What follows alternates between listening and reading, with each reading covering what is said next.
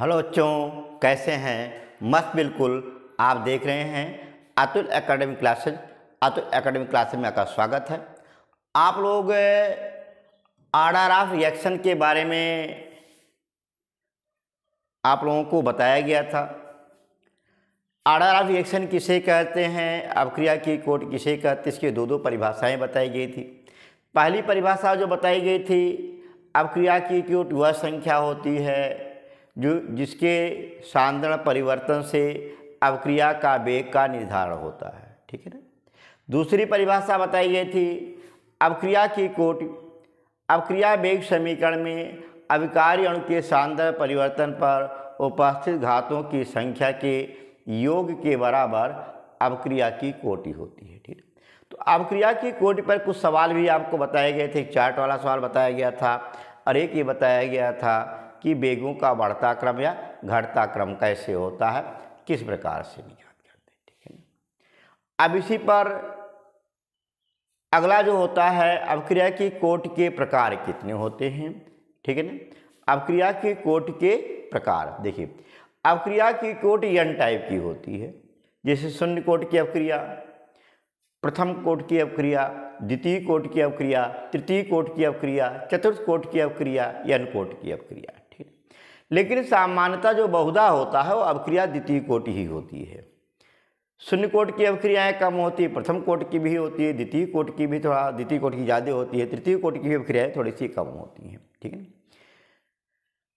जैसे सांद्रण परिवर्तन शून्य कोटि की अपक्रिया क्या होता है, जिसमें अभिकारी अणुओं के सांद्रण परिवर्तन पर अपक्रिया का वेग निर्भर न होता हो। जैसे आप लोग देखिए गाली गलौज जो होता नहीं है गांव में, इसमें किसी का कंसंट्रेशन चेंज होता है, किसी का सर फूटता है। कोई ऐसा गाली है आपके पास, गाली दे दिए कि सर फूट जाए, नहीं। तो गाली गलौज क्या होता है, अपक्रिया तो हो रही है लेकिन किसी का कंसंट्रेशन चेंज नहीं हो रहा है। वो कौन सी कोटि होती है? शून्य कोटि की अपक्रिया होती है।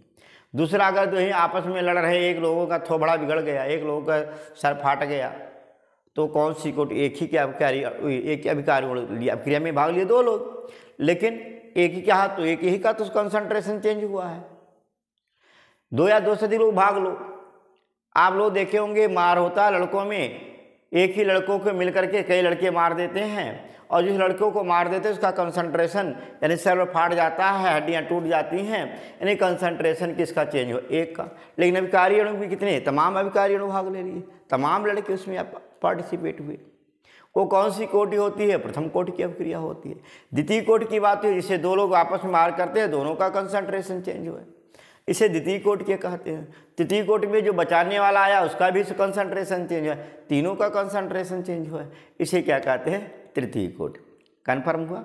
तो आप देखेंगे शून्य कोटि, द्वितीय कोटि और तृतीय कोटि पर जनरली एग्जाम्पल ला बहरहाल। अब इस पर थोड़ा सा हम आप बढ़ते हैं कि कोटि के प्रकार। ठीक है ना। इसके बाद कोटि और आणविकता में अंतर बताएंगे, फिर आगे बढ़ेंगे। ठीक है ना। न्यूमेरिकल में देखिए कोटि के प्रकार।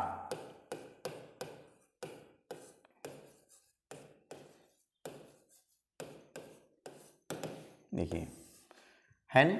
तो कोटि के प्रकार में पहला होता है शून्य कोटि की अपक्रिया। ध्यान देना, पहला क्या है? शून्य कोटि की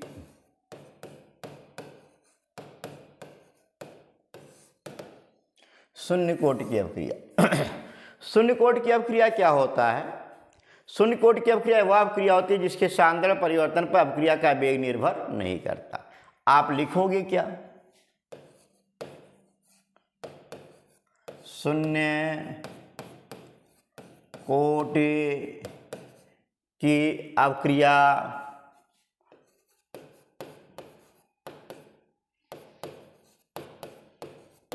शून्य अपक्रिया वह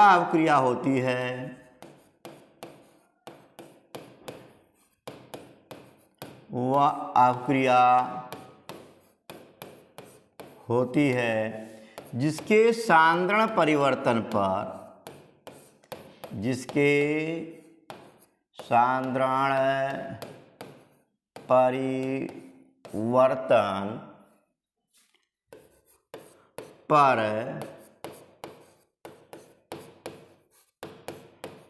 अपक्रिया का वेग निर्भर नहीं करता, निर्भर नहीं करता। अर्थात अवक्रिया के सांद्रता को घटा दो या बढ़ा दो, अवक्रिया के वेग में कोई परिवर्तन न हो, ऐसी कोटि को क्या कहते हैं? शून्य कोटि की अवक्रिया कहते हैं। अगर शून्य कोटि की अवक्रिया में अवक्रिया के वेग यानी dx अपान dt और सांद्रण परिवर्तन a माइनस एक्स, ए प्रारंभिक सांद्रता है और x क्या है? विघटित मात्रा है, ठीक है। ये प्रारंभिक मात्रा, x विघटित मात्रा, तो सांद्रण परिवर्तन a माइनस एक्स होता है ना। ये क्या है? इस पर निर्भर नहीं करता। ऐसा इसमें ग्राफ जो खींचते हो बिल्कुल पैरेलल ग्राफ प्राप्त होता है, अर्थात इसे सिद्ध होता है कि इसके सांद्रण परिवर्तन पर क्या करता है? निर्भर नहीं करता, ठीक है। या आप गणितीय सूत्र के आधार पर कह सकते हो, गणितीय मैथमेटिकल आधार पर, गणितीय सूत्र के आधार पर देखो, गणितीय सूत्र में आपको मैंने क्या बताया था?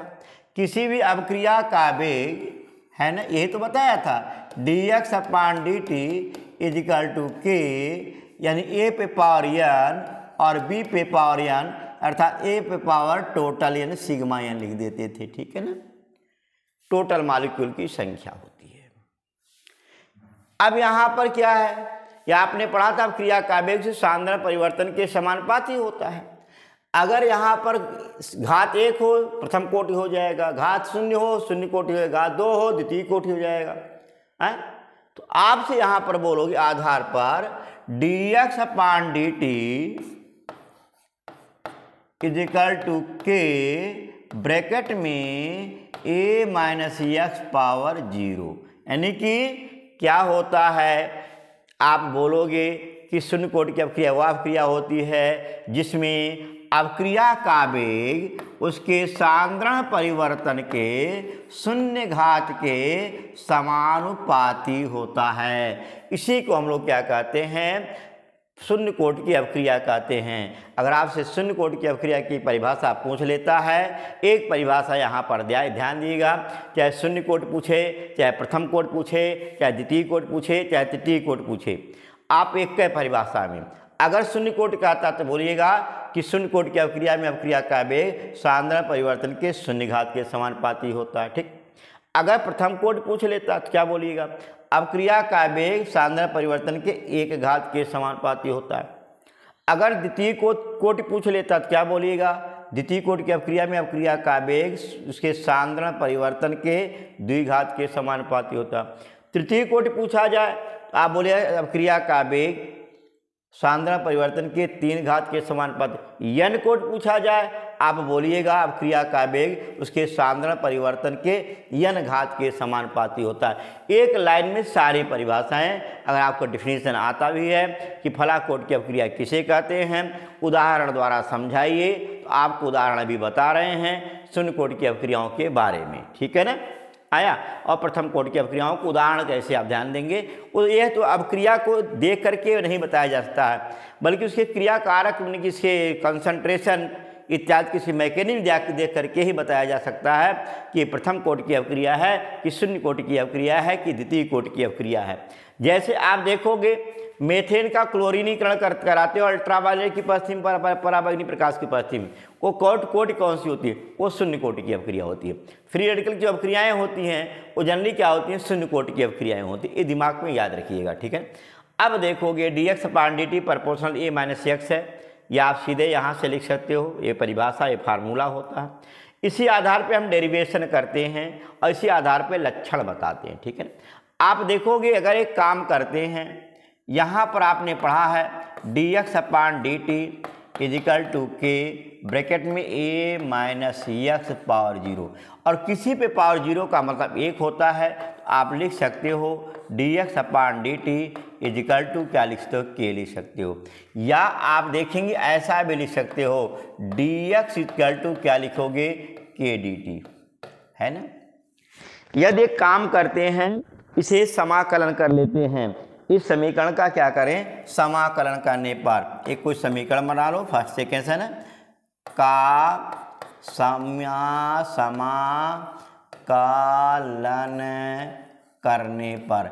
आप लोग हो सकता है समाकलन पढ़े हो या ना पढ़े हो, आप देखोगे इंटीग्रेशन लिखोगे, इंटीग्रेशन 1 dx इजिकल टू के इंटीग्रेशन 1 dt। किसी भी नियतांक का समाकलन नहीं होता है, ए एक्स हो जाएगा, ए आपका के हो जाएगा, ए टी हो जाएगा, प्लस सी हो जाएगा। जहाँ सी क्या होता है, ये समाकलन नियतांक होता है। आया, एक्स बराबर के टी प्लस क्या होता है, सी होता है। या एक काम कर देते हैं, यहाँ पर ध्यान दीजिए,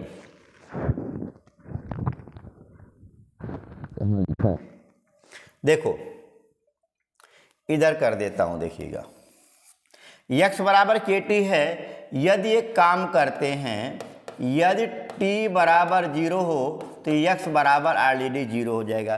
क्यों 0 हो जाएगा? मेन रीजन ये होता है कि भाई समय ही न लगाओ, मैं समय ही न दूं, पढ़ाऊँ ही ना। आप पढ़ा इस पर ब्लैक बोर्ड पर लिखा मिलेगा, कुछ नहीं मिलेगा, 0 मिलेगा। तो समय नहीं दिया तो उसका विघटित मात्रा जो हो वो शून्य हो जाएगा, वो प्रारंभिक मात्रा उसी रूप में रह जाएगा।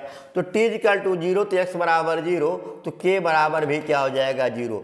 अतः पूरी वैल्यू c बराबर ऑलरेडी क्या हो जाएगा, 0 हो जाएगा। इस अवस्था में ये मान भर देने पर, c बराबर 0 रखने पर x बराबर क्या होता है, kt होता है। ये आपका क्या होता है, शून्य कोटि का रैखिक समीकरण होता है। यहाँ k क्या है, अपक्रिया वेग स्थिरांक होता है। इसकी यूनिट निकालते उसका मोल पर लीटर होता है, इसका सेकंड होता है, तो मोल पर लीटर पर सेकंड होता है। यदि एक काम करते हैं, अपनी प्रारंभिक मात्रा का ये आधा रह जाए, तो जितने समय में कोई प्रारंभिक मात्रा का अपने आधा रह जाता है उसे अर्ध आयु कहते हैं। k इंटू क्या लिखोगे, टी हाफ, या आप लिख सकते हो टी हाफ बराबर a बाई क्या है, 2k। अब देखोगे यहाँ पर अगर पूछा जाता है शून्य कोटि की अवक्रिया के अर्ध आयुकाल और प्रारंभिक मात्रा में क्या संबंध होता है, तो शून्य कोटि की अवक्रिया में अर्ध आयुकाल अपने प्रारंभिक मात्रा पर निर्भर करता है। अर्थात यहाँ पर अगर ग्राफ खींचते हो किसके मध्य में, अर्ध आयुकाल और प्रारंभिक सांद्रता के मध्य में अगर ग्राफ खींचते हो,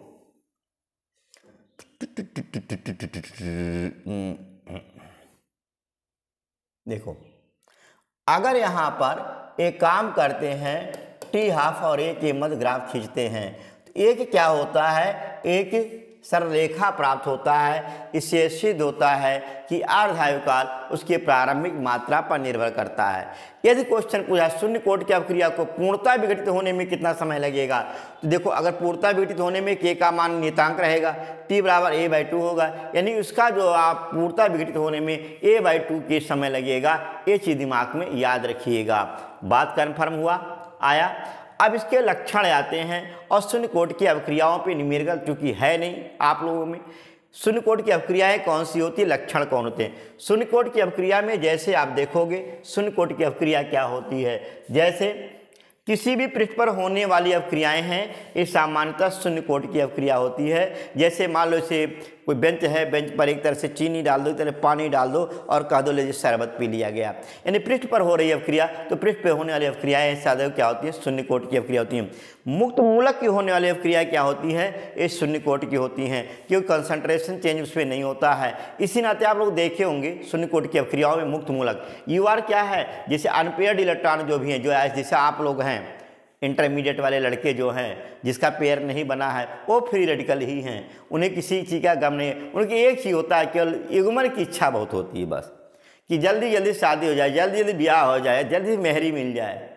ये बड़ी तेज इच्छा होती है, क्यों, वो फ्री रेडिकल होते हैं, ठीक है ना। तो फ्री रेडिकलों की विशेषता इसे, और फ्री रेडिकल किसी भी रेट के आगे की तरफ कंसंट्रेशन को बढ़ाते नहीं हैं। आप लोग देखे होंगे गाड़ी पर अगर बैठ कर के लड़के जा रहे हैं, पुलिस वाला रुकाता तो है बहरहाल, उसका तुरंत चालान नहीं करता, कहे उठा बैठक करा करके क्या कर देता है, छोड़ देता है कि 3-3 4-4 लोग लद करके जाते हैं, फिर भी चालान नहीं करता है इसका। या उसके पकड़ करके आया, देखेंगे 2 लड़के झगड़ा करते हैं, पुलिस वाले आएंगे, 2 झापड़ा मार के उसको, 2 झापड़ा मार के उसको, दोनों को क्या कर देंगे, बैठा देंगे, या गार्जियन को बुला करके, है ना, और FIR नहीं करते। क्यों FIR नहीं करते, वो जानते हैं UR फ्री रेडिकल आपके होने वाली जो अवक्रियाएँ होंगी वो शून्य कोटि की अवक्रिया होंगी, तो आपकी एनर्जी ज़्यादा होती है, यानी आप कंसंट्रेशन में परिवर्तन नहीं कर सकते हैं। इस चीज़ को थोड़ा सा ध्यान दिए रखेंगे। आया। इसी नाते पुलिस वाले भी लड़कों से अवॉइड करते रहते हैं, है ना। आप लोग तो देखते हो कि गाड़ी पर जैसे पुलिस वाले को देखोगे, देखते होंगे कि दो लोग हैं, तीन तीन चार चार लड़के बैठ करके, और जैसे पुलिस और तेज एक्सीलेटर बढ़ाते हो और तेज से निकलते हो, और क्या देखता नहीं है तुम्हें दौड़ा के पकड़ नहीं सकता, पकड़ सकता है, लेकिन वो जानता है, केमिस्ट्री पढ़ा हुआ है कि ये कौन सी कोटि है, ये शून्य कोटि की अभिक्रिया है, इसमें से कुछ मिलने जुलने वाला नहीं है, ये सब क्या है, फ्री वाले हैं। आया। तो आप देखेंगे तो फ्री रेडिकल होते हैं। तो सेम चीज यहाँ पर शून्य कोटि की अभिक्रिया, देखिए ध्यान दीजिए, अगर देखो जिसे H2 + I2 है और ये प्लेटिनम पृष्ठ पर अगर अभिक्रिया हो रही है, किसी पर पृष्ठ पर अभिक्रिया हो रही है और आपका बना है 2HI बना है, ये गैस है, ये कौन सी कोटि कहलाएगी, ये क्या है, ये आपकी शून्य कोटि की अभिक्रियाएं हैं। लेकिन अगर यही बंद पात्र में कर दिया जाता तो बंद पात्र में कोटि इसकी 2 हो जाएगी, क्योंकि बंद पात्र में रहेंगे तो अभिक्रिया जरूर करेंगे, तो इसकी कोटियां क्या हो जाती हैं, 2 हो जाएंगी, जब बंद पात्र में रहेगा तब। बात क्लियर। जैसे मेथेन का क्लोरीनीकरण है, यानी CH4 + Cl2 है, अल्ट्रावायलेट की उपस्थिति में क्रिया हो रही है और आपका जो बनना है CH3Cl बनना है और प्लस HCl बनना है, ये भी क्या है, आपकी शून्य कोटि की अभिक्रियाएं हैं।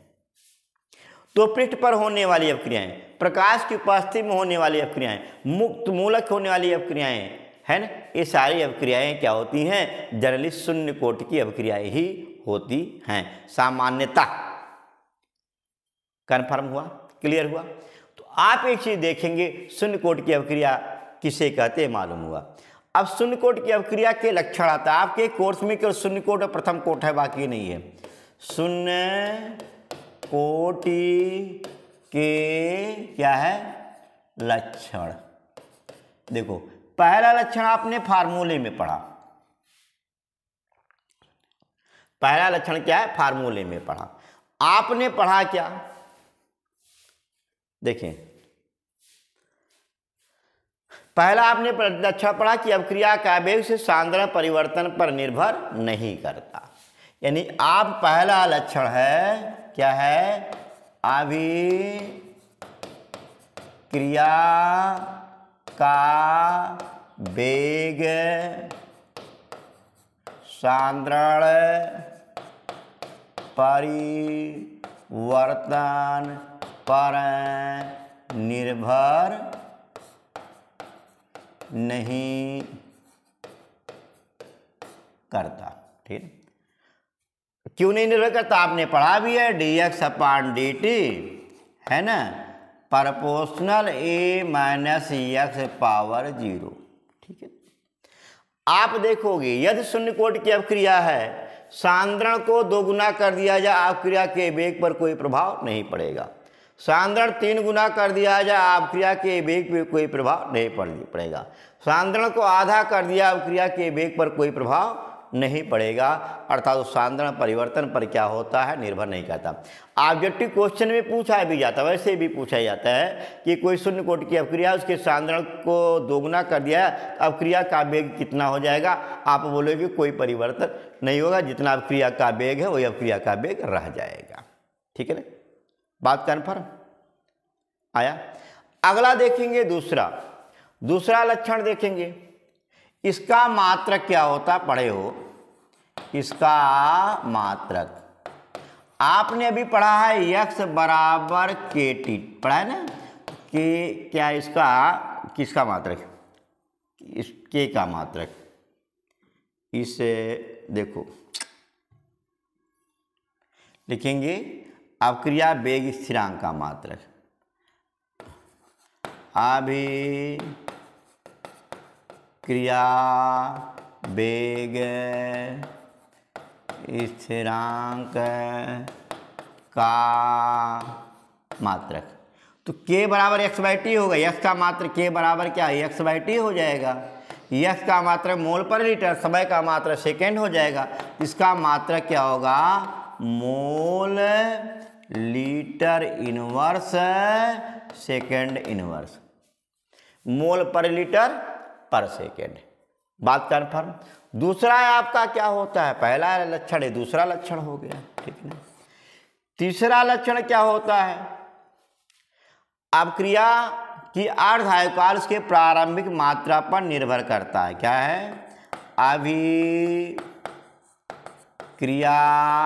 का अर्ध आयु काल उसके प्रारंभिक मात्रा पर क्या करता है? निर्भर करता है। कैसे निर्भर करता? आपने पढ़ा ही भाई, T½ इजिकल टू A/2K आया। T½ इक्वल टू A/2K पढ़े हैं। तीसरा और चौथा लक्षण क्या है? इसे पूर्णता विघटित होने में, इसे पूर्ण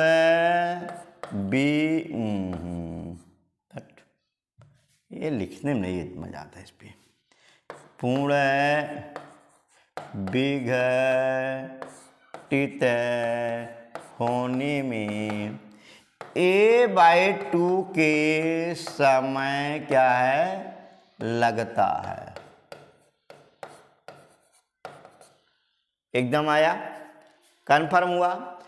चौथा लक्षण, पांचवा लक्षण ग्राफ से बता सकते हो, छठवां लक्षण भी ग्राफ से बता सकते हो, ठीक है ना। तो आप इस तरीके से इनके लक्षणों को भी ध्यान देंगे। आता है शून्य कोटि की अवक्रिया वेग किसे कहते हैं, इसके उसे उदाहरण देते हुए इसके लक्षण को लिखें। लक्षण में ये भी कि अवक्रिया का वेग और उसके सांद्रण परिवर्तन में अगर ग्राफ खींचा जाए तो एक समांतर रेखा प्राप्त होता है, ये भी लक्षण हो गए। दूसरा है, यदि शून्य कोटि की अवक्रिया में अर्धायु काल और उसके प्रारंभिक सांद्रता के मध्य ग्राफ खींचा जाए तो एक सरल रेखा प्राप्त होता है। ये भी आपके शून्य कोटि की अवक्रिया के लक्षण होते हैं। आप इसे भी क्या कर सकते हैं, लिख सकते हैं। ये चीज़ ध्यान देंगे। ये भी शून्य कोटि की अवक्रिया के वेग को बढ़ा देने पर, सांद्रता परिवर्तन कर देने पर उसके वेग में कोई परिवर्तन नहीं होता है। ये भी लिख लो ऐसे, सुनो देखिए, शून्य कोटि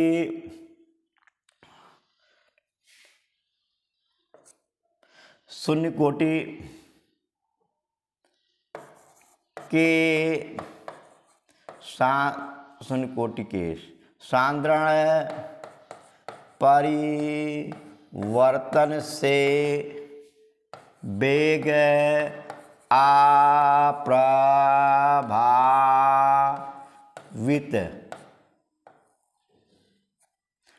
अप्रभावित रहता है। ये भी आप क्या कर सकते हैं, लक्षण लिख सकते हैं। तो आपसे अगर आप क्वेश्चन दिया था शून्य कोटि की अवक्रिया के बारे में, तो उम्मीद करता हूं कि आप क्या करेंगे, शून्य कोटि की अवक्रिया के बारे में आप बाकायदे लिख लोगे, ठीक है ना। बात कन्फर्म हुआ। अब इसी पर अगला जो वीडियो रहेगा वो प्रथम कोटि की अवक्रिया के बारे में रहेगा। उस पर तमाम न्यूमेरिकल है और अवक्रिया वेग स्थिरांक पे प्रभाव डालने वाले कारक हैं, इस पर न्यूमेरिकल है, और आर्हेनियस इक्वेशन इस पर न्यूमेरिकल है, ठीक है ना। इन्हीं सब पर थोड़ा सा डिस्कस किया जाएगा। तब तक आप लोग वीडियो देखते रहे, छोटे छोटे वीडियो हैं, और मस्त रहें और क्या करें, खुश रहें। धन्यवाद, खुश रहें।